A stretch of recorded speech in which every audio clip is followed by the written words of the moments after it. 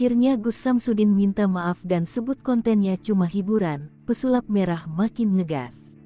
Perseteruan pesulap merah dan Gus Samsudin mulai menemukan titik temu.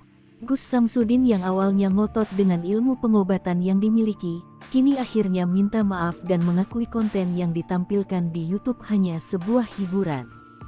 Gus Samsudin minta maaf karena telah membuat kegaduhan di masyarakat. Gus Samsudin berharap permasalahannya selesai dan semuanya bisa damai. Samsudin mengaku heran perseteruannya dengan pesulap merah berkembang kemana-mana. Dia juga menyayangkan orang-orang yang ikut bermasalah dengan perseteruannya. Menahan diri, kembali ke tugas kita masing-masing, katanya. Meski meminta maaf, Samsudin enggan mengakui jika pengobatan yang dilakukan memakai trik sulap seperti yang dituduhkan pesulap merah. Meski begitu, Gus Samsudin mengakui praktek pengobatan yang dimilikinya perizinannya salah. Diakuinya, izin yang dipegang adalah pengobatan alternatif pijat, padahal dia mengakui membuka praktek ruqyah. Samsudin pun mengaku bahwa dia bukan orang sakti dan tidak bisa apa-apa. Dia hanya bisa mendoakan sesuai kitab yang dipelajari. Dan setelah didoakan ada herbal seperti madu dan kunyit yang akan diberikan.